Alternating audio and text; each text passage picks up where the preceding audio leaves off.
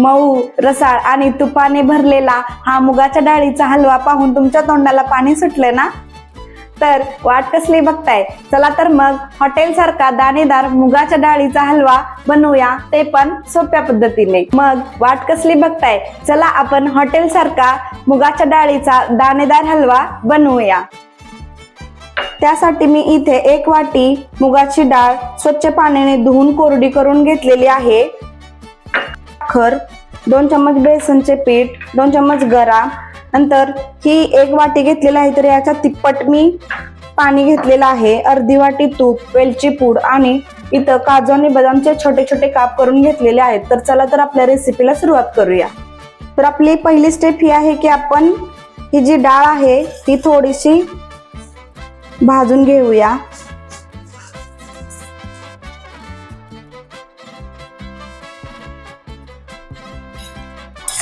सुरुवातीला मी गॅस फुल करून ठेवलेला आहे. नंतर थोड्या वेळाने आपण कमी गॅसवर भाजून घ्यायचं आहे हे, नाहीतर करपण्याची शक्यता आहे.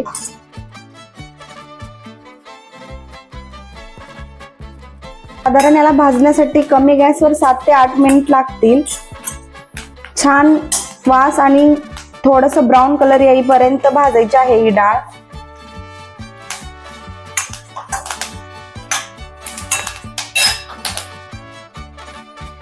तर इथं आपली डाळ भाजून झालेली आहे, एकदम कोरडी झालेली आहे. तर आपण ही थंड होण्यासाठी काढून ठेवूया.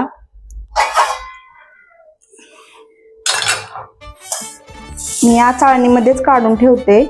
ती थोडा वेळ पंख्याखाली थंड होण्यासाठी ठेवूया. तर इथं आपली डाळ थंड झालेली आहे, ही आपण मिक्सर मधून बारीक करून घेऊया.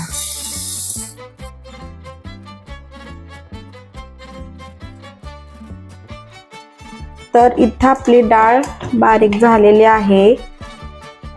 खूप जास्त बारीक पीठ बनवायचं नाही याचं. मी या कपाने मूग डाळ घेतलेली होती, तर मी हे 3 वाटी आपण पाणी घ्यायचं आहे.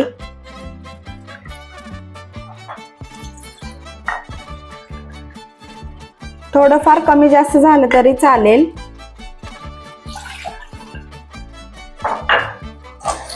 गॅस चालू करूया आणि 1 वाटी साखर आहे ही आपण यामध्ये विरघळवायची आहे. आपल्याला याला काही पाक हे आणून द्यायचं नाही, फक्त 2 मिनिटं साखर विरघळवायची आहे.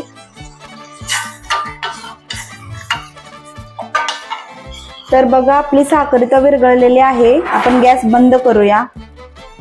तर आपण याला बाजूला ठेवूया आणि कढईमध्ये आपण तूप घालून घेऊया.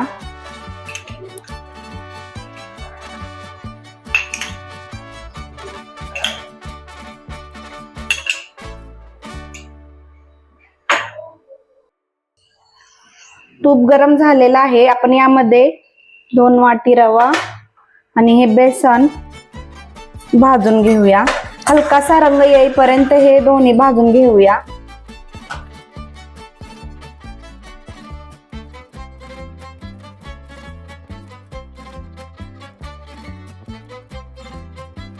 इथं हलकासा तांबूस रंग आलेला आहे. तर आपण यामध्ये हे पीठ घालून घेऊया. हे याच्यामध्ये मिक्स करूया.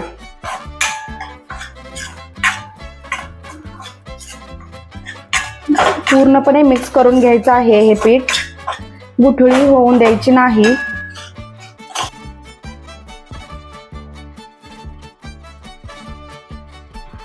इथं मी थोडंसं तूप सेपरेट ठेवलेलं होतं, तर हे मी यात घालते. तुम्हाला जर वाटलं तेवढं तूप बास आहे तर तुम्ही तेवढंच घालू शकता.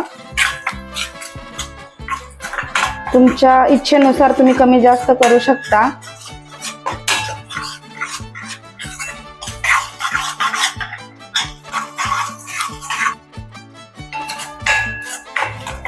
पण 1 वाटी मुगाच्या डाळीला अर्धी वाटी तूप पुरतं. तर हे आपण मंद आचेवर 5 ते 7 मिनिटाचं भाजून घेऊया, जसं आपण बेसनच्या लाडवाचे पीठ भाजतो तसे. तर तुम्ही बघू शकता आपलं टेक्स्चर कसं झालेलं आहे. तर अजून याला दाणेदार टेक्स्चर येण्यासाठी आपण याच्यामध्ये घालूया हे पाणी. हे आपण थोडं थोडं करून घालायचं आहे, नाहीतरी भस्कन वर येण्याची शक्यता आहे. गॅस कमी करून ठेवा आणि हे मिक्स करत करत आपल्याला पाणी सोडायचं आहे यामध्ये.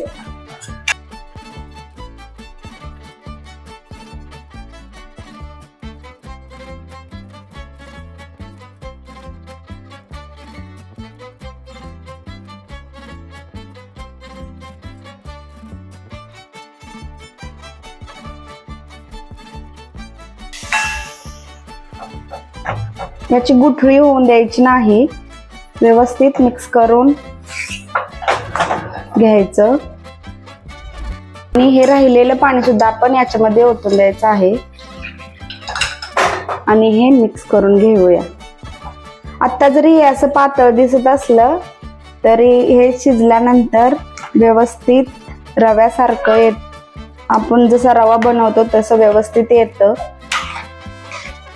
व्यवस्थित मिक्स करून घेऊया.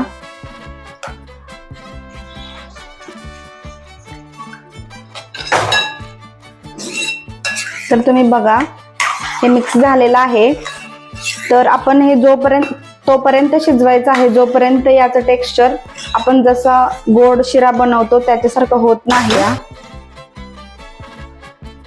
आणि हे थोडा वेळ झाकून ठेवूया.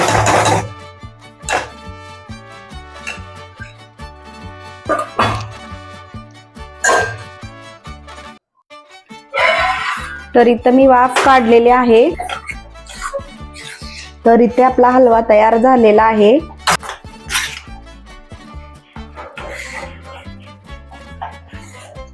मध्ये आपण घालणार आहोत वेलची पूड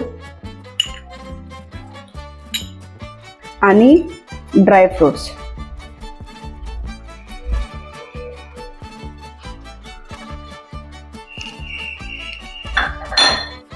हे मिक्स करून घेऊया.